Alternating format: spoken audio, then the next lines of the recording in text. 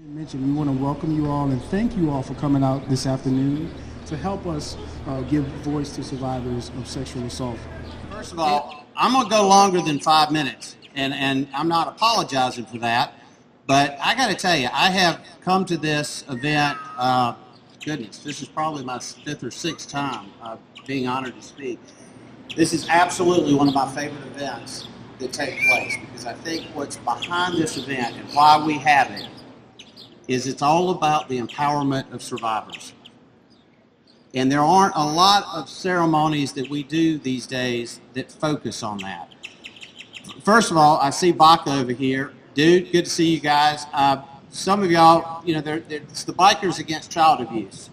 They do an outstanding job, but I like to refer to them as my new security team. Anytime y'all have any questions, they'll answer it for you. But good to have you guys. Thank y'all for being here.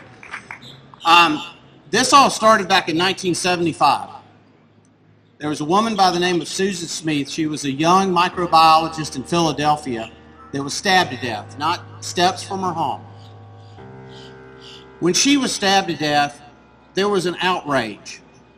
And it was an outrage that was felt not only in Philadelphia, but throughout the world, because similar murders had taken place in Europe about the same time. But the outrage wasn't about the crime itself. The outrage was society's reaction to the crime.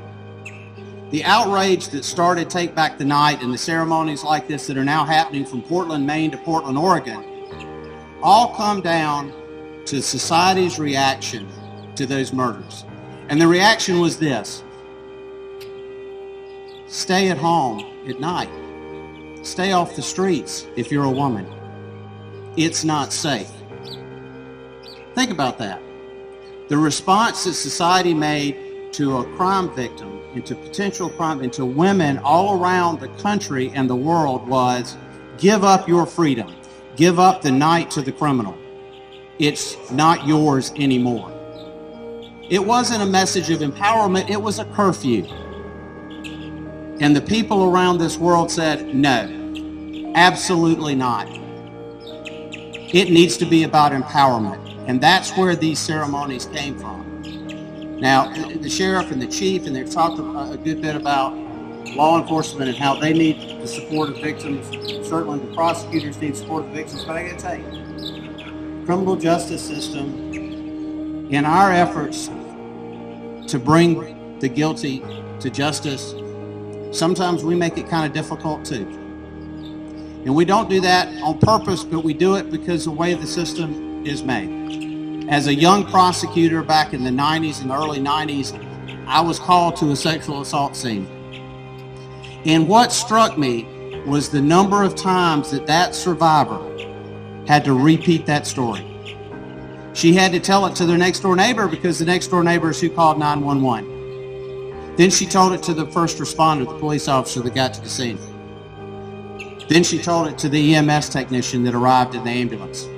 Then the nurse at the hospital and the doctor at the hospital. And when she thought it was all over, the detective came in and gave her a card and said, come by the office tomorrow morning. I need you to get it in a statement. And she hadn't even met with the prosecutor's office yet.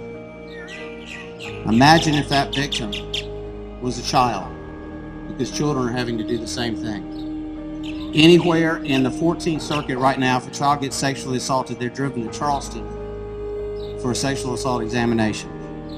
And they're having to go through that process, and then they come back for a forensic interview. And thank goodness we have places like Hopeful Horizons that can give those forensic interviews. But there's a solution to that, and it's something that I learned about several years ago. But in 1983, President Bush created what's called a Family Justice Initiative.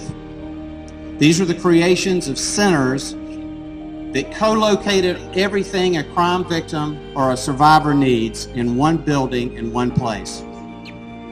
It starts with a prosecution team dedicated to sexual assault, domestic violence, child and elder abuse. And then you add the victim services, everything from counseling to the exams, and then you throw in legal aid, because some of this is civil and some of it is in family court, and these survivors need that help too. Family justice centers now have sprung up around the country, but there's not any in South Carolina. Not yet. In November we started a special victims unit. In December, we purchased a building and we've set aside 3,500 square feet for victim services.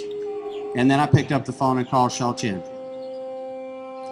And I called Kappa. And I called Legal Aid. And I called all of our other friends. And we're giving them and we're working with them to put all of those services in one place, in one location. Because to make it a one-stop shop for victims is empowering. It helps them. It means they don't have to go to several different locations and tell their story over and over again and relive it. It can all be done in one location. So this time next year, when I hope that I'm honored to be invited back here, I'm hoping that we will have the first in South Carolina full-service victim services center here in Beaufort County, with the assistance of Kappa and with the assistance and the partnership of Hopeful Horizons. Because if you think about it, in 1975, putting women under curfews, in many ways that still is out there now. We do it when we ask a domestic violence victim, why don't you just leave?